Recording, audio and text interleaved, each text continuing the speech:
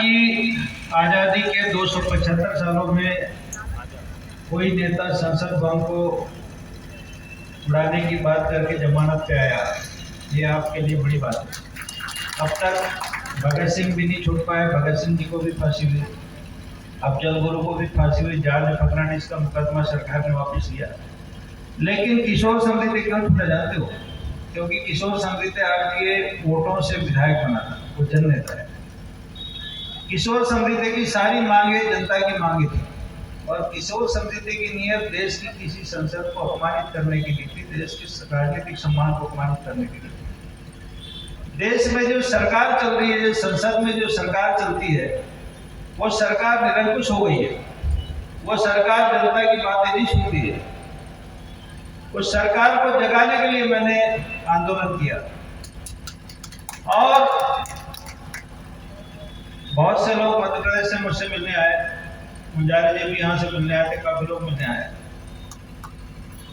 इस देश की एनआईए, एक बड़ी जांच एजेंसी, सीबीआई, आईबी और दिल्ली क्राइम ब्रांच ने इस पूरे मामले में 4 इंक्वायरी एजेंसियों ने जांच की। बड़ा अफसोस होता है मुझे, दिल्ली क्राइम ब्रांच के कुछ अधिकारी जो रांची थाने में आए, बोले किशोर समृद्धि का प्रीवियस रिकॉर्ड बताओ। तो यहाँ के टीआई और कुछ पुलिस अधिकारियों ने बोला साहब 2-4 धारा उस पर और ज्यादा बताओ। मुझे लगा कि भाई ये लोग यहाँ पे जनता का इतना शोषण करते हैं, भ्रष्टाचार करते हैं, तो मैंने तो कभी नहीं बोला कि तुम लोग अच्छा कर रहे हो, बुरा कर रहे हो, लेकिन तुम्हारे मन में ऐसे कैसे मेरे प्रति दर्द है, ऐसे कैसे मेरे प्रति आपको गुस्सा है। तो मैं फिर बता दूं इस मंच से कि बालाहाट जिले में जिस तरह का पुलिसिंग चल रही है, सीआरपीसी 197 में मुझे पता है कि पुलिस को स्पेशल प्रोटेक्शन है, जिसके कारण आपके खिलाफ कोई कार्रवाई नहीं हुई। लेकिन जिस दिन चाहेंगे उस दिन बहुत तकलीफ। ये मत समझो कि इस इलाके की जनता बहुत ही कायर है। मैं मानता हूँ कि इस क्षेत्र की जनता ने अपनी मूर्खता से एक महिला को विधायक बनाया जो निकम्मी है, नकारी है, लेकिन जनता भाग, जनता का प्रयोग नहीं।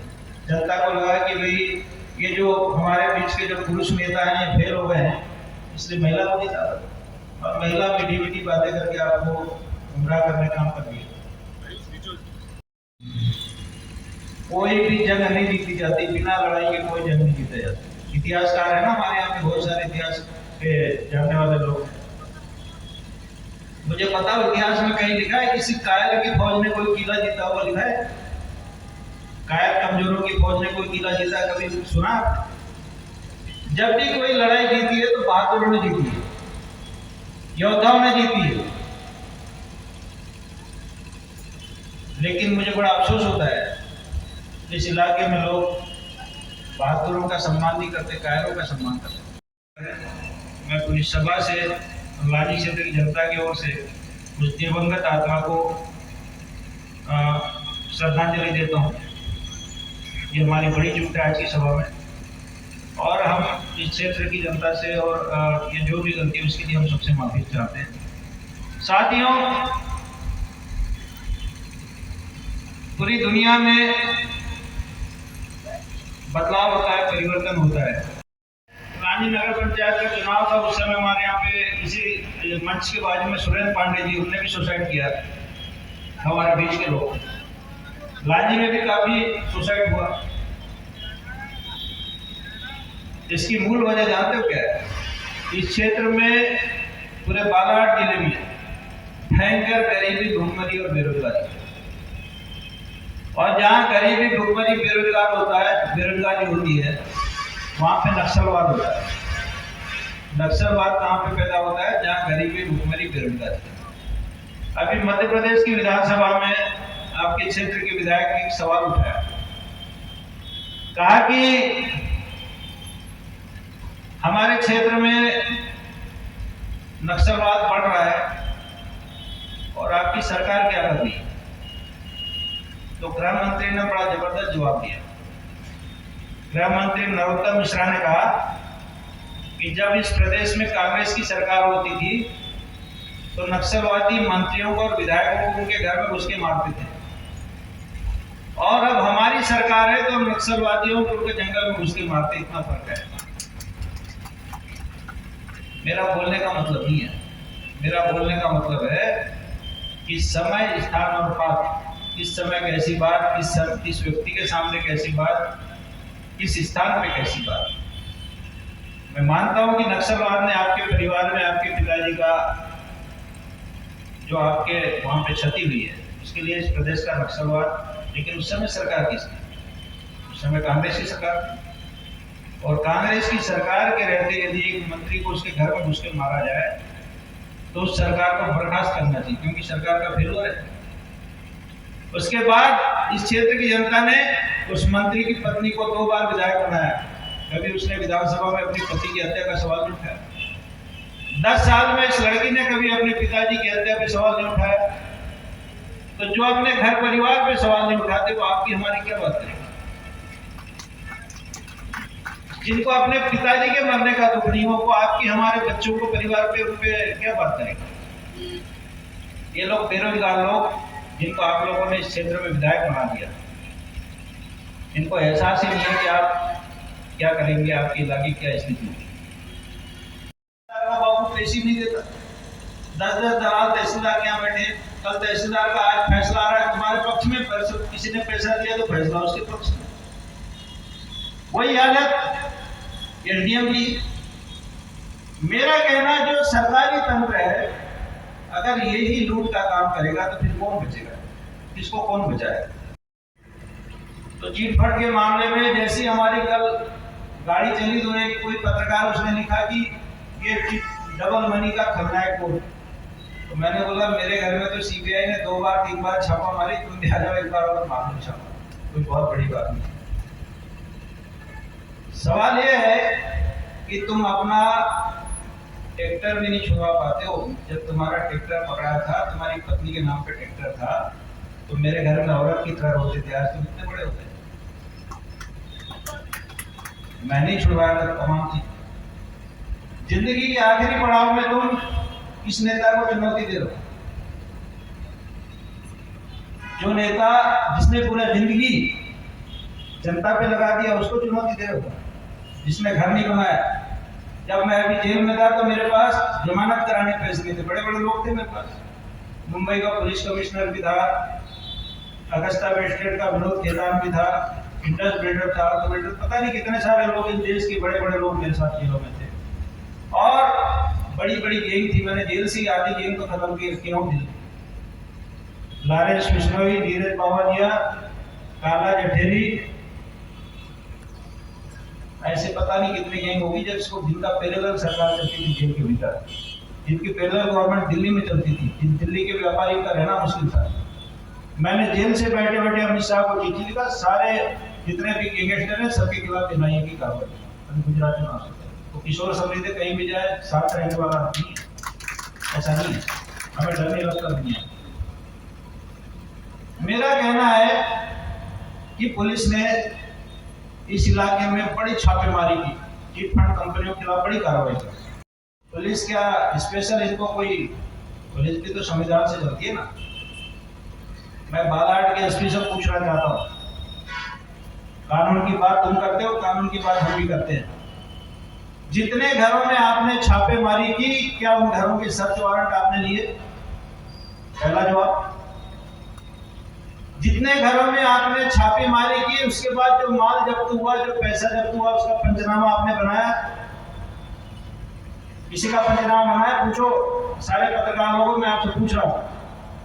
और पंचनामे के बाद एफआईआर जो सीआरपीसी 154 में होती है, वो एफआईआर करने वाला कौन था? ये कानून की भाषा है। जो इंक्वायरी ऑफिसर है उसी ने इस पूरे केस में छापेमारी की, जब्ती की और एफआईआर भी उसी ने। मैं मानता हूं ये बात नहीं है, लेकिन तमाम लोगों के घर में जो आपने कार्रवाई की, अगर जब्ती बनाते, पंचनामा बनाते तो पैसा अदालत में जब्त होता और जनता की जेब में जाता, वो तुम्हारी जेब में नहीं जाता। हजारों करोड़ रुपए मैं मानता हूं कि लोगों से लूट के आपने लाया, अपने घर में लाया। लेकिन जिसने लूट के लाया उसके घर में हम 10 लोग जाके और लूट कर ले तो ये अपराध नहीं है? ये तमाम पुलिस ऑफिसर जिन लोगों ने इस चीट फंड कंपनी में कार्रवाई की, इन सब के खिलाफ भी सीबीआई इंक्वायरी होना चाहिए, इनके घरों में भी छापे पड़ना चाहिए, इनके घरों से भी पैसे जब्त होना चाहिए। साथियों, ये बड़ी बात है। लोगों को बुरा लगा किशोर समृद्धि ने ऐसा बोला। ये कानून की भाषा है। मेरे क्षेत्र की जनता गरीब है, लेकिन गरीब का मतलब नहीं है, कमजोर का मतलब नहीं कि तुम उनके साथ में कुछ भी करो। इस बालाघाट जिले का एसपी और बालाघाट जिले के तमाम पुलिस ऑफिसर, एक ऐसा भी पुलिस ऑफिसर है यहाँ पे जो इस केस की जांच कर रहा है। उसका बाप दिल्ली हाईकोर्ट, जबलपुर हाईकोर्ट में वकील था याद करो, और कैसा वकील था बताता हूं, मैं नाम नहीं लूंगा उसका। एक केस में बहस चल रही थी, उसमें डॉक्यूमेंट फर्जी लगे थे। तो जब डॉक्यूमेंट, जज ने पूछा कि ये डॉक्यूमेंट कैसा है, तो उसको लगा कि मैं फंस जाऊंगा। उसने फाइल से कागज निकाल के और मुंह में डाल के निकल गया। उस वकील का बेटा यहाँ पे एक IPS अधिकारी, आप समझ लो, जो अदालत में जज के सामने कागज खा गया, जो नंबर 1 का चोर, उसका बेटा यहाँ पे इस केस की जांच कर रहा है। कोर्ट को कहता है कि इस केस में इनका नक्सली वो है, नक्सली कनेक्शन है। कोर्ट ने कहा कि यदि नक्सली कनेक्शन है तो 2 सप्ताह में साबित करो। 2 सप्ताह में जब उसने एफिडेविट नहीं दिया, साबित नहीं किया, कोर्ट ने बेल आउट कर दिया। अभी जब हमारी गाड़ियां चली तो लोगों ने कहा, समृद्धि जी तुम क्यों करते हो, और आंदोलन को तो सबको पैसा दे देते। मैं बोला, अभी 5-6 महीने तो हो गए तुम्हारी जमानत की, पैसा क्यों नहीं दे रहे हो? बेल कैंसिल हो गई।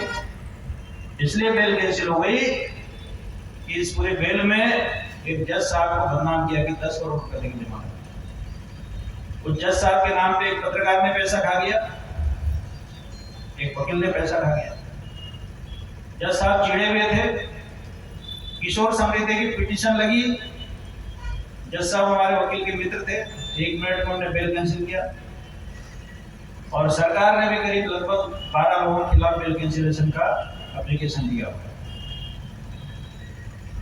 सवाल ये नहीं उठता है, सवाल उठता है कि जो आप जांच एजेंसी हो, अगर आप ईमानदार हो, संविधान के प्रति ईमानदार हो, तो आपका काम बेहतर होना चाहिए। ये पुलिस वाले जो जुआ सट्टा शराब पकड़ते, इनने पैसा लगाया डबल बिलिंग, इनको तो कम से कम कानून का ज्ञान होना चाहिए। लेकिन ये पैसे का हमारा पैसा डबल हो जाएगा।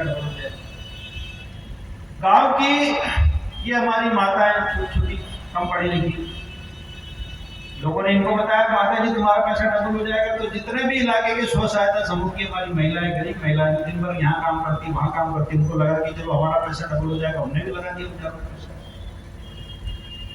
गांव के सरपंच मनरेगा का पैसा लगा दिया, सचिव ने मनरेगा का पैसा लगा दिया। कई टीचरों ने अपना बैंकों से कर्जा निकाल के लगा दिया पूरा पैसा। कई व्यापारियों ने अपना जो सीसी लिमिट बना के पैसा निकाल के वहां पे लगा दिया पैसा। मेरा कहना, कुछ कानून तो पढ़ो, कुछ तो सीखो, कुछ तो जानकारी होगी। देश दुनिया में तुम्हारे बच्चे रहते होंगे कि ऐसे कैसे साला डबल कर, ऐसे कैसे कोई गाँव में डबल करता होगा। बिना सोचे, बिना समझे, बिना जाने, बिना पहचाने, ऐसा लगा कि पूरी दुनिया में बस ये चंद लोग हैं जो लोगों का जीवन बदल देंगे। कल 20,000 लोग, परसों 30,000 लोग। जब सड़कों पे आओगे तो सरकार को झुकना पड़ेगा। मेरे अकेले से कुछ नहीं होने वाला है।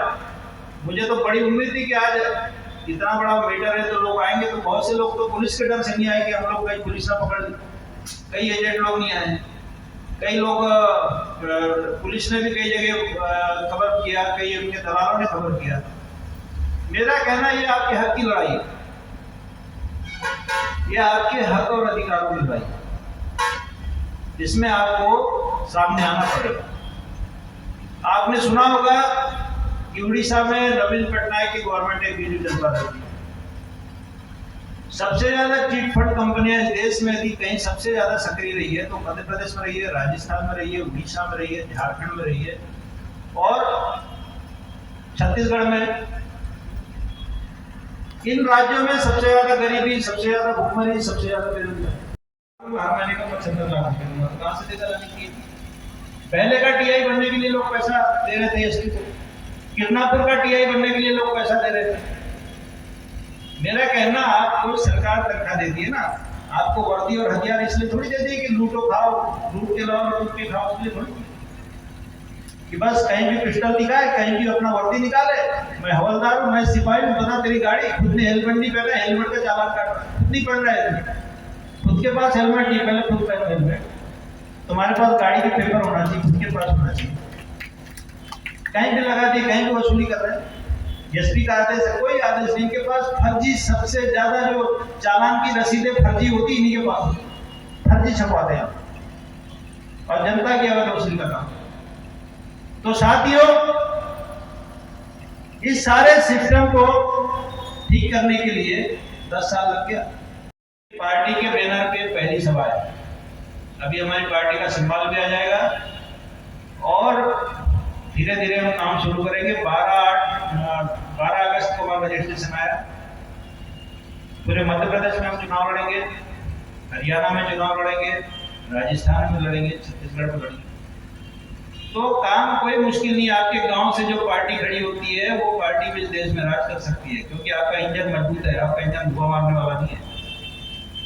आपके क्षेत्र में जो आपने जिनको जिम्मेदारी दी वो ऊपर से डेंटिंग पेंटिंग अच्छी है, लेकिन इंजन पूरे खराब। आप समझते मेरा? तो इसलिए आपका कहीं कुछ होने वाला नहीं, कहीं कोई भला नहीं होगा।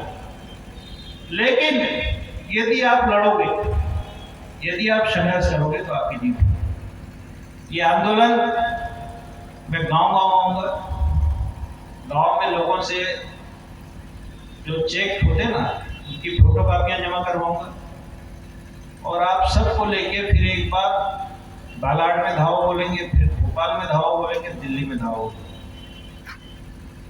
जब तक आपका गरीबों का पैसा वापस नहीं लौटेगा, इस सरकार को सोने नहीं दिया जाएगा। आप चिंता नहीं करें। लेकिन सिर्फ और सिर्फ मुझे आपका साथ चाहिए, मुझे आपसे रुपया पैसा नहीं चाहिए। और ना मुझे आपको, यहाँ तो बड़ा अफसोस होता है, मेरी एक पार्टी की बैठक के लिए, मीटिंग के लिए हमारा क्रांति नगपुरे भेजा, एडीएम के यहाँ पे भी बहुत टाइम लग रहा था, तहसीलदार के भी हाथ। मैंने बोला देखो कहीं कुछ फीस तो नहीं है कि 5 अंडे और एक आध बोतल दे दो, फट से परमिशन मुझे ऐसा नहीं है। नहीं बोले थोड़ा टाइम लग रहा है, तो नहीं। मेरा बताने का मतलब मेरे आप लोगों के बीच कि यहाँ का सारा सिस्टम, सारा शासन तंत्र भ्रष्ट हो चुका, बेईमान हो चुका है। बड़ा अफसोस के साथ मैं बताता हूँ। उसका एक उदाहरण, भागवत भाव नगपुरे हमारे यहाँ के विधायक थे, उनका एक्सीडेंट हुआ कारंजा में पावर हाउस के पास। मैं उनके घर गया तो उनके यहाँ लोग बताए कि जब एक्सीडेंट हुआ तो बोले उन्हें पुलिस को फोन लगाया तो 2 घंटे तक पुलिस नहीं आई। एक भूतपूर्व विधायक है, उसका एक्सीडेंट हुआ तो आपकी क्या ड्यूटी बनती है कि तुरंत जाओ, मौके पे जाओ, डॉक्टर को भी लेके जाओ, उसका मेडिकल करवाओ, जो व्यक्ति है जिसने उसको टक्कर मारा उसके खिलाफ मामला बनवाओ। आप तो यहाँ बैठे हो, लग रहा है कि कोई है नहीं। मतलब एक भूतपूर्व विधायक के साथ ये हो सकता है तो तुम्हारे हमारे साथ क्या होगा? आप जानते हो कि कितनी बड़ी घटना है। इस पूरे मामले में लापरवाही फिक्स होना चाहिए और जो बापरी बीट का जो भी सिपाही है, हवलदार है, जो भी इसके पास मामला है उसको पहले सस्पेंड करना चाहिए, लाइन अटैच करना चाहिए। मैं इस मंच से कहता हूँ उसके खिलाफ बड़ी कार्रवाई होनी चाहिए। क्षेत्र में चाहे भाजपा का आदमी हो, कांग्रेस का, किसी दल का हो, इस मध्य प्रदेश का भारत का नागरिक है। हमारा भूत हमारा, लेकिन किशोर समृद्धि तो लड़ने जाए, क्योंकि ये अकेले लानी क्षेत्र की बात नहीं। मैं फिर आपसे बोल रहा हूँ, इस देश के 22 राज्य, 9 केंद्र शासित प्रदेश और 736 जिले, देश में 736 जिले, उन जिलों में हर जगह चिट फंड कंपनियों ने लोगों को लूटा है। तो लानी के लोग नहीं, हर जगह ऐसे बहुत सारे लोग हैं इन्हें लूटने का काम किया। तो इनके खिलाफ खड़ा होने का हम काम करेंगे। बड़ी उम्मीद थी क्षेत्र की महिला विधायक से, सबसे ज्यादा महिलाओं का शोषण इस इलाके में हो रहा है। ये जो महिला को नहीं बचा पा रही है तो आप उनको क्या बचाएंगे? अभी गांव भाने गांव से कुछ महिलाएं आई है, हमारे यहाँ बता रही भाने गांव की हम लोग सब करदार हो गए, हमारे पैसे डूबे थे। ऐसी बहुत सी स्वसहायता समूह की पुरवा टोला की टेकरी की बहुत सी महिलाएं हैं जिन लोगों ने कहा कि साहब हमारा पैसा सरकार को जीने नहीं देंगे, दिल्ली तक करेंगे। आप बिल्कुल मैं बैठा हूँ, चाहे जो हो जाए। और जितने जितने भी जो लोग हैं इस काम में लगे हुए, जितने एजेंट हैं, जितने जो लोग हैं, वो सब लोग खुल के आओ मैदान में, जनता को सड़कों पे ले आओ। कौन पुलिस अधिकारी आपको कार्रवाई करता मैं देखता हूँ। आपने देखा किसान आंदोलन में कितने मामले कायम हुए। जब जनता ने और किसानों ने ताकत दिखाई तो सारे के सारे मामले सरकार ने वापस ले लिए। ली कि नहीं ली? पढ़े नहीं पेपर। तो जितने भी मामले गलत तरीके से बनाए वो सारे के सारे मामले सरकार से वापस करवाएंगे। सारे लोगों पे जो भी मामले बने मैं जिम्मेदार लेता हूँ कि मैं उसको वापस करवाऊंगा। दूसरी बात, जो पुलिस अधिकारी इस मामले में लिप्त हैं और जो दूसरों को डराने का काम कर रहे हैं, वो सारे के सारे पुलिस अधिकारियों को भी गिरफ्तार करवा के जेल भिजवाने का काम करेंगे। ये बिल्कुल नहीं समझ, इनका ये नहीं समझ कि बाप का थाना ऐसा नहीं है। ये भी उसी थाने में बंद होंगे, उसी हथकड़ी इनका हाथ में लगेंगे और उसी जेल में जाएंगे। कानून सबके लिए। तो साथियों,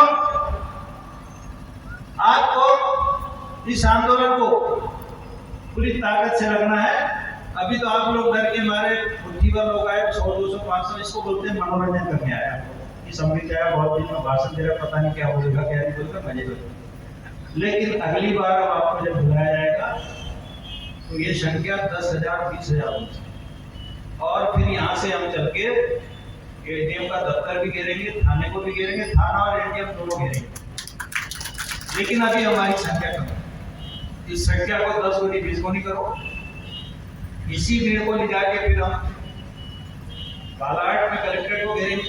इसी भीड़ को लेके फिर हम चलेंगे भोपाल में और इसी भीड़ को लेके चलेंगे दिल्ली। 4 बार में ये सरकार ठीक हो जाएगी। 4 बार करना पड़ेगा और आपका पैसा आपको मिल जाएगा। आपको कुछ नहीं करना है, आपको हमको रुपया पैसा नहीं देना, आपको चेक की फोटोकॉपी देना है, आपको इस बात का ध्यान रखना। तो मेरा आप सभी से अनुरोध है कि गांव-गांव में अपने संगठन को बनाओ, लोगों में जागृति पैदा करो, क्योंकि जो पैसा है वो आपकी मेहनत का पैसा है। किसी ने मंगलसूत्र बेचा है, किसी ने गाय बेचा है, किसी ने बकरी बेचा है, किसी ने जमीन बेचा है, किसी ने पता नहीं क्या क्या किया। तो ये सारा का सारा जो पैसा है, ठीक है, एक हवा चल गई, एक लालच चल गया। मनुष्य का स्वभाव होता है, लालची स्वभाव होता है, लालच में आदमी बह गया। लेकिन सरकार तो जिम्मेदार है ना। अगर लांजी में सट्टा होगा तो कौन जिम्मेदार? टीआई जिम्मेदार है। लांजी में अवैध शराब विक्रेता कौन जिम्मेदार? टीआई जिम्मेदार है, इसकी जिम्मेदार है। तो वैसे ही अवैध काम जब चल रहा था तो इसके लिए जब सरकार ने ध्यान नहीं दिया तो सरकार जिम्मेदारी लेगी, और सरकार जिम्मेदारी लेगी तो सरकार पैसा भी देगी। तो हमने अब इसके लिए ज्ञापन भी तैयार किया है और वो ज्ञापन कल आपको अखबारों में पढ़ने मिल जाएगा। मैंने इसमें कहा हूं कि इस पूरे मामले की जांच के लिए हाईकोर्ट का जज की अध्यक्षता में एक कमीशन बैठना चाहिए जो 1 महीने में अपनी रिपोर्ट दे सरकार को। और जैसे उड़ीसा में पैसा वापस हुआ, उस रिपोर्ट के आधार पर लांजी क्षेत्र की गरीब जनता का जो पैसा है वो जनता को वापस मिलना चाहिए। और नहीं मिला तो फिर आंदोलन बड़ा होगा, उसका रूप बड़ा होगा, फिर बड़े बड़े लोग आएंगे इस आंदोलन में, आप चिंता नहीं करें।